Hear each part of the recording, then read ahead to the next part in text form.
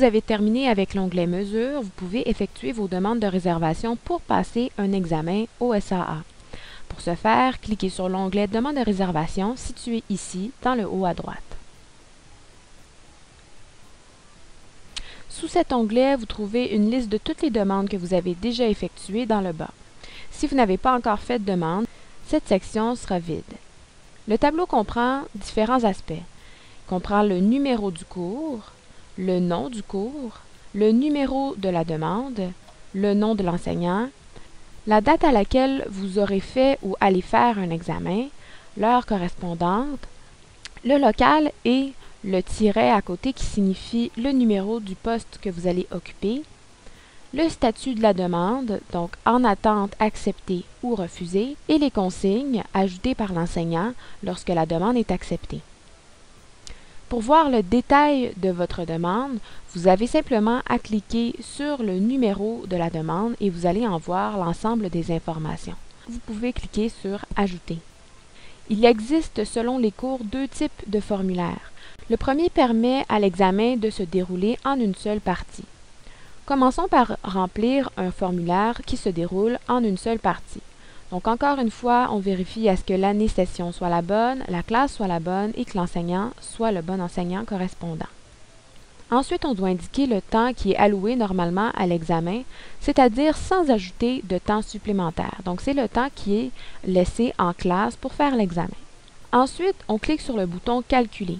Si vous avez une mesure d'accommodement de temps supplémentaire, le bouton Calculer permet d'additionner le temps supplémentaire à la durée prévue, et donc ce qui signifie qu'ici on a par exemple 6 heures à placer pour faire mon examen.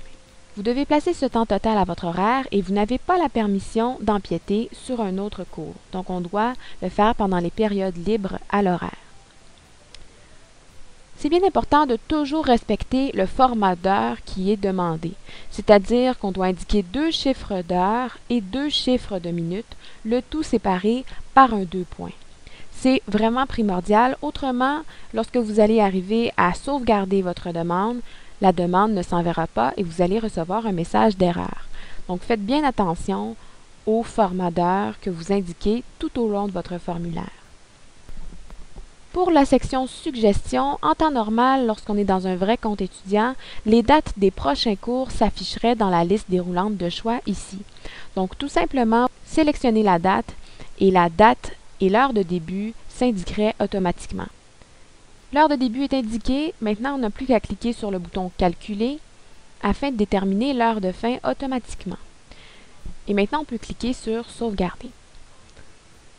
En ce qui concerne ce deuxième type de formulaire où vous pouvez séparer le temps d'examen en plusieurs cours, c'est souvent le cas en français et en philosophie où un examen peut s'échelonner sur plusieurs cours. Donc on sélectionne le bon cours, la bonne session, le bon enseignant et on va indiquer la durée non pas pour un cours mais bien pour l'ensemble des cours où est alloué l'examen. Si j'ai 3 heures par période, on va dire ici 3 x 3, donc 9 heures d'examen. Donc, à présent que j'ai indiqué le nombre d'heures qui m'est alloué pour l'examen sans mon temps supplémentaire, je clique sur Calculer et ma durée autorisée va se modifier en fonction de la mesure d'accommodement à laquelle j'ai droit. Supposons que je commence à 9 heures ici.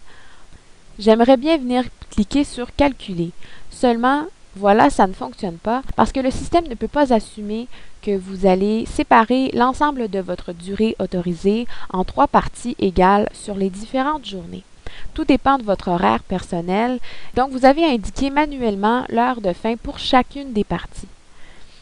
Donc ici, on pourrait indiquer par exemple que je vais terminer à 15 heures et en cliquant sur le bouton Calculer, on va m'indiquer combien de temps j'ai d'insérer, quelle est la durée de mon examen pour la première partie et combien il me reste à placer. Donc, c'est le même principe pour les autres sections. Normalement, je sélectionnerai par la liste déroulante de choix. Je peux toujours faire débuter mon examen avant l'heure qui est convenue en classe si j'ai du temps. Par contre, ça prend toujours l'accord de l'enseignant que vous allez recevoir lorsque vous allez envoyer votre demande.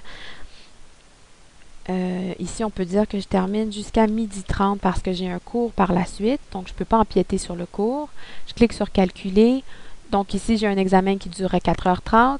Il me resterait 7h30 à placer. Donc, on viendrait sélectionner par la liste l'heure de début. On peut indiquer 8 heures.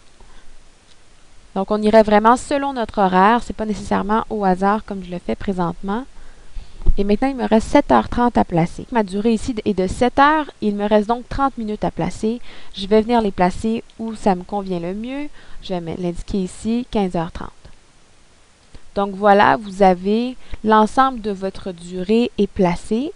Et donc, vous pouvez cliquer sur Sauvegarder pour envoyer votre formulaire. Lorsque vous avez complété votre demande en cliquant sur Sauvegarder, un courriel a été automatiquement envoyé à votre professeur pour qu'il traite la demande. Il peut soit accepter la demande ou la refuser. Lorsqu'il accepte, des consignes supplémentaires peuvent être indiquées par le professeur, c'est-à-dire qu'elles vont s'afficher en grande partie ici, et si je veux en voir l'ensemble du détail, je clique sur le numéro de la demande.